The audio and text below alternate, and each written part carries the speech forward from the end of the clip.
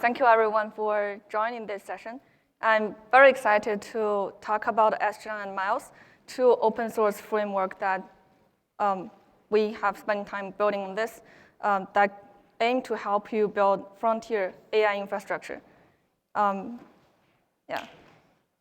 let's start with, what is SGLang? Some of you might already heard of and maybe are using it. It's an open source framework for inference and has been widely adopted in production, that people use it to serve open source models in many companies across all the categories. It targets for high performance inference that integrates all modalities into one engine. So we have the original main SGLang for LLMs, text models, LLMs, and vision language models. We have SGL diffusion for also the images, video generations, like VLA and world models.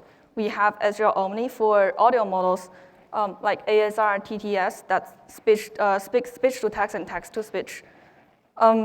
Also, it's well organized, optimized for agentic workloads. Also optimized, like AMD is one of the main silicons that's supported in SGLang and SGLang optimizes for.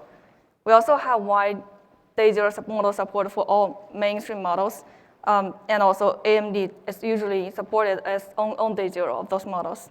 And SGLang, more importantly, is always maintaining fully 100% open source.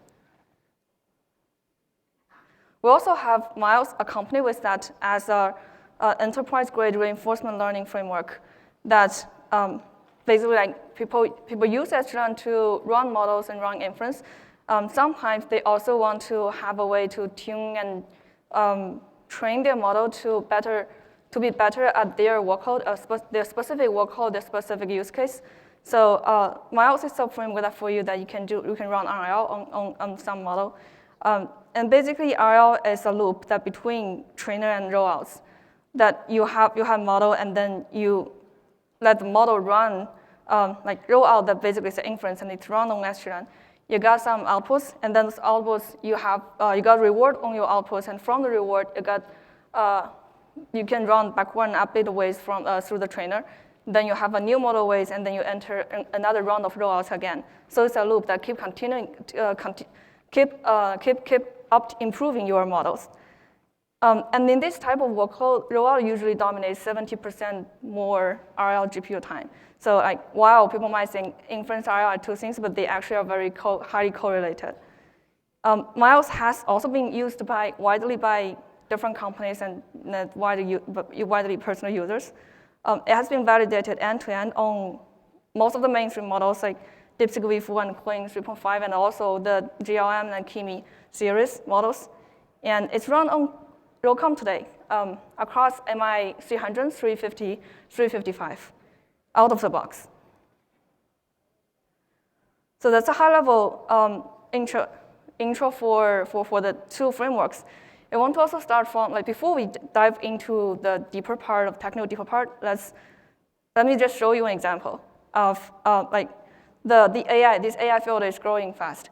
And this framework, like especially SGLang, has been developed for more than 2 years. But since new models keep coming out and new innovations coming out, framework development is something that, the most beautiful part is the optimization never end. And we'll keep working on both developing still fast. And this is an example for DeepSeek V4. On day zero, on the first day, this is a model that cites 1.6T parameters. On the first day, AMD team and SGLang community has been able to make it runnable, and then soon, a few days later, we made it performant that can be run on production, achieved 500 tokens per second per GPU.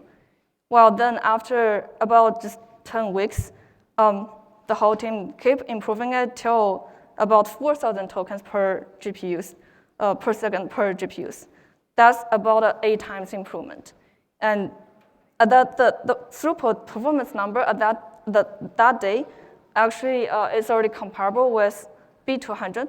And if you consider the cost, the TCO, it's actually outperforming B200 in this case. So it's very impressive. But DeepSeek V4 is just one example. SGLang support is very widely across all the mainstream models, across like different frontier labs and all the modalities. So we have those, the first category, the LLMs, VLMs. We also have for efficient open models, and we have the diffusion category that including image and video generation. Another category not listed here is also like audio models, many of them. And they're runnable on AMD silicon. It's also adopted by widely by enterprise and rising star companies across all the categories, like hardware companies, hyperscalers, enterprises, all labs and products, developer tools, and neoclouds. And this only a small, very small set, selective small set of them. There's like hundreds of companies that we are keep talking with. And I mean, a lot of things are happening there, and people are building various features constantly. But we have 20 minutes. I'd like to give you something that can be impressive. So if we think about like one keyword this year, I mean, many keywords that's popular, like hot word this year, but agentic definitely one of them, I guess. So what's happening with agentic workloads also inspire how infrastructure design. And well, in the next few slides, let's go through some examples of how the workload changes affects the infrastructure design and developments.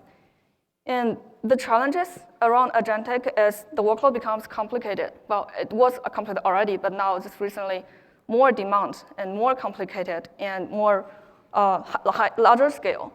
So for inference, demand exploding, the workload is high that you need to run it with large-scale GPU deployments and with various tool calls and various environment execution things. And some of the challenges change and are unique because of the workload, that we need to optimize some new bottlenecks. And for training, agentic workloads makes the training become sensitive. And so all the details matters and must be done right and fast. So concretely, the challenges in agentic inference, I try to pick three of them, three prominent ones. The first thing is, because in agentic workload, you have multiple turns in one trajectory. So it makes your pattern highly repetitive. I mean, the prompt sent to the LLM is highly repetitive. So there are a lot of opportunities to reuse the cache. So high cache reuse becomes an important thing that the engine needs to catch.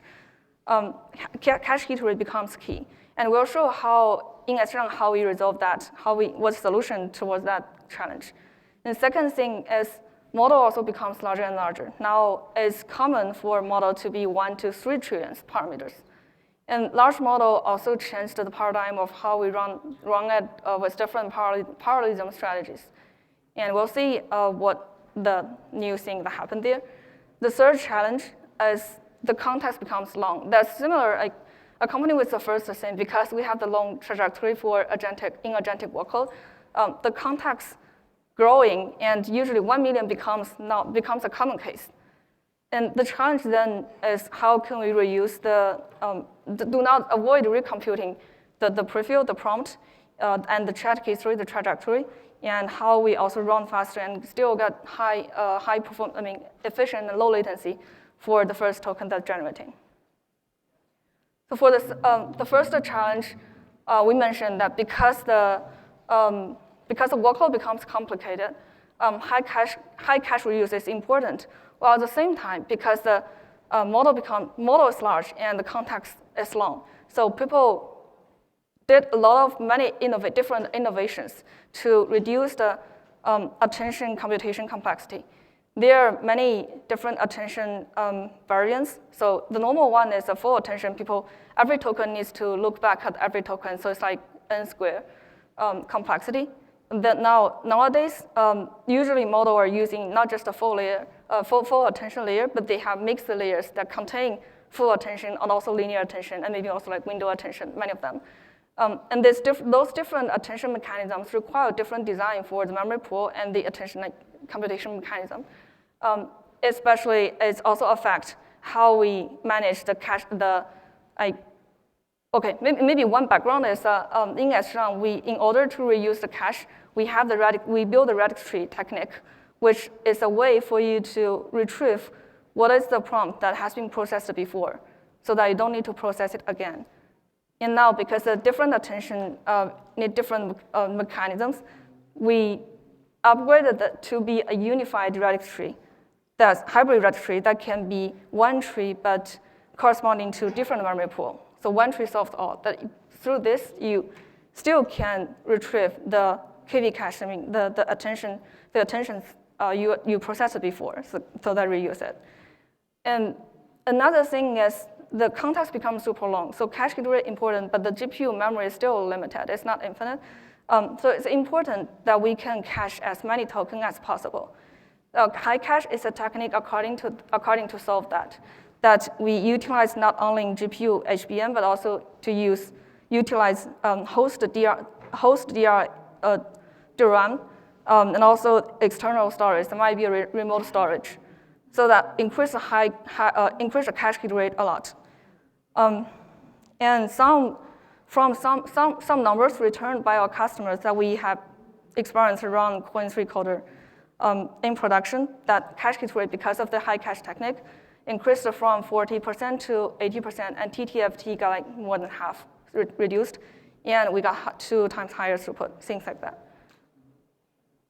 And the second challenge we mentioned, like large model becomes huge, and that's usually they have huge MOE layer that they could have hundreds of experts, and then each time when the inference only activate a small set of them, a small set of the experts, and the whole model is too big for any single GPU or even single node, so that expert paradigm becomes an important technique, important parallelism strategy for running those large models. And the challenge here is you need to distribute the experts into multiple GPUs or even multiple nodes. And then a lot of communication happen. They need to translate the tokens, the data among those GPUs. And this, the trend started when DeepSeek V3 came out. It was about more than 1 year before.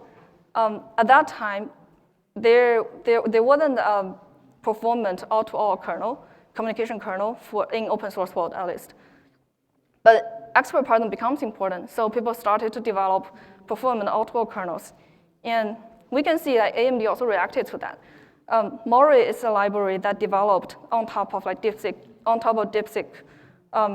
Deep EP, that is a kernel library that specifically designed for AMD hardware that can run all-to-all kernels very fast. And with Mori library, then SGLang's been able to run expert paradigm efficiently on AMD GPUs. And also with some quantization, we can see the performance improved by more than 2.5 times compared to BF16 for the MX EP4 models on AMD. The third challenge, long context, we mentioned the context becomes 1 million is common. And there are several techniques corresponding to solving that issue. First example is we got chunked pipeline parallelism. It's a common technique, but it's a way that you store different layers of your network, your AM, into different GPUs, and then the pipeline to process different micro batches. The first worker process the first micro batch, while the second worker might process the second micro batch, so that you got a way of parallelism. At the same time, you also chunk the prefill into multiple chunks, so they process multiple different chunks at the same time. You reduce the latency of running the prefill for the whole input. Context parallelism is a similar parallelism for that. You still separate your input into multiple chunks into different GPUs, but they hold the same layer. The difference of these two is chunked pipeline parallelism gives you less communication overhead, but you might have bubbles if they are not balanced well. Context parallelism, you don't have the imbalance issue, but you might invoke more communication overhead. And high sparse is another category that we mentioned before. People are inventing different attention mechanisms. And one stream of that is sparse attention. And high sparse is a way that sparse attention is when a token look back to the history tokens, they only pick a small set of the history tokens to look at. So that inference only happen with a small set of the tokens. Well, the whole KV cache for all the tokens still need to be stored. So the optimization here is we store the whole the KV cache in CPU, the DRAM, rather than GPU HBM, while we only maintain a hot small buffer for the heavily heated tokens in GPU so that you retrieve it fast. And that's a way to increase, to make our memory usage more efficient so that we can enable a larger batch size. That's increased the throughput for sparse attention on long context by 5 times in our benchmark. And those are 3 examples for in inference. Well, the challenges in agentic training is actually similar. Like we said, there the agentic workload makes the workload very complex. So you have the long context, you have the multi-turns, and you have many tool calls. The environment also diverse. That you might need to call another model. You might need to call an API, web API. You might need to run a code actually like in a sandboxing. So to handle diverse environments is one challenge in RL. And another thing is, we mentioned before, the agentic workload makes the training very sensitive. So training inference mismatch, training inference numerical accuracy becomes important. And if they are mismatched, that silently turns RL from on policy to off policy that can affect the RL effectiveness. The third challenge is although the workload is complex and the scale is large, but we still need to maximize the throughput while improving the policy. That's a forever topic. And we can, the first challenge is to handle diverse environments and tool costs. The way in Miles is we have broad integration with many different external tools, including Harbor, OpenInf, Prime Intellect Verify, and Daytona. So we have broad coverage for all for different RL environments that you can use Miles that are compatible for many different workloads to train your model. And to solve the second challenge, correctness thing, as we mentioned, like training inference mismatch it could be an issue, especially RL, you theoretically want it to be on policy that the training happens, the training weight updates happens after the full rollout. But for efficiency issue, people usually turn that into off policy that you don't always strictly align with update time. So, but still, the mismatch of that cycle and the mismatch of the training inference engine numerics, when the two mismatch mixed, things will be hard to debug. So training inference mismatch becomes an important thing that we want to make sure whatever the schedule is, your training engine forward always align with the inference engine forward. And to solve those consistency issue, several techniques we have developed in Miles, like for example, deterministic kernels in inference engine, and then we also match the kernels in inference engine and the trainer, so that achieves 0 KL divergence for inference and train engines. And token in, token out is another technique to align the chat template. There's many corner cases that people haven't been very carefully handled. And third thing, RL, which are like the rollout replay, that makes sure the experts selected during inference are the same experts selected during the training step, so that the training inference output goes through the same trajectory. That also lowers the probability mismatches.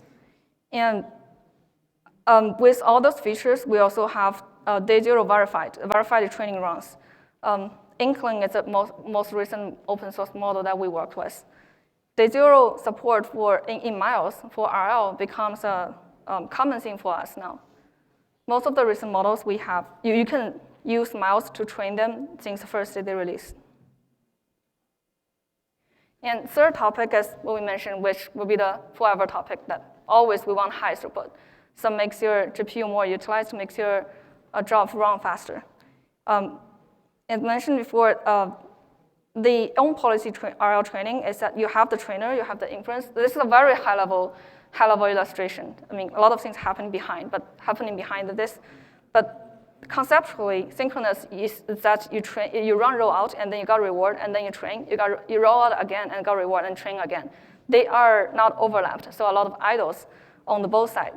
And fully async is a common technique people use to resolve that issue, that you sacrifice a bit on the policy part, but you have a way to keep both the trainer and roll out engines busy. So roll out the run inference all the time, and trainers run training all the time. That helps improve the system utilization and throughput, high throughput. At the same time, another thing the community developed on, that is low precision training. It's also very important now, because that can accelerate the training and inference by multiple times sometimes. 8-bit and 4-bit quantization are some techniques we developed recently with HumanSync. Okay, so those are a few examples that we showed how the workload changes and the trends, new trends in AI, the whole AI industry, affect system development. But actually, a lot of things happen behind. SGLang has been developed for more than 2 years, and those are still a small set of features that we developed over the time. The first thing we started from RadixArk attention, that's already designed for agentic workload, and then more on zero overlap, a zero overhead scheduler, that's for reducing the CPU overhead, and speculative decoding, large EP, PD integration, and some of the parallelism strategies, and some of the memory management strategies, and some of the attention optimizations. Until most recently, DSpark, we see an interesting loop that speculative decoding got another round of innovation. And things never end. This is a picture for SGLang is still under fast development. At the same time, on the RL side, Miles, we recently also getting more and more users, and we focused a lot on scaling RL up to, more, maybe 10K GPUs, 100K GPUs someday. But before the end of the talk, also want to talk about the AMD ecosystem collaboration that we have had. We talked about SGLang on AMD, and SGLang has been working with AMD team for a long time. It's run on AMD out of the box. At the same time, the whole ecosystem, we work on things relevant around the whole workload. Like Miles, we already said RL, we can run Miles on AMD, so we easily got RL on Instinct out of the box. We brought the SGLang team's RL post-training stack to ROCOM, Nextron and FSDP backends. That's for RL, and SGL diffusion, we also show that can be run on AMD for image generation, and it achieves 1.5 to 6.3 times faster than alternatives. For the category of neoclouds, we are working with DigitalOcean, and we achieved 3.5K tokens per second per GPU in production, and we proved that SGLang at production scaled on DigitalOcean MI355 GPU droplets. And with model companies, Zephyr is a good example that their model train on AMD GPUs and then serve SGLang working with them on their open source models using AMD GPUs. More examples, there are more examples that can run, we showed that AMD GPUs can be used for both inference and RL training. And we have another training session, workshop for Miles that you're welcome to join. We have SGLang booth over there. We have another talk on Miles that you can learn more on the details and technical side of how it works. In general, the mission of RadixArk, we are a startup we launched last year, and we center around SGLang and Miles currently, the two open source. And the whole mission for RadixArk is we want to make frontier-level AI infrastructure open and accessible to everyone. So currently, I mean, there are many frontier labs that they train the best model they're chasing for the frontier. But our dream is we want to say infrastructure shouldn't be something that hidden in those small set of labs, but it should be accessible by everyone. So everyone everywhere should have the chance to try your idea and run experiments and push in the frontier as you can.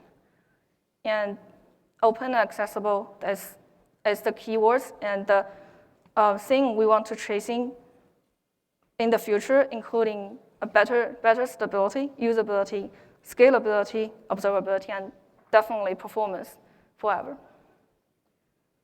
And thank you for the talk, and welcome to SGLang Miles family. You can scan the QR code to join.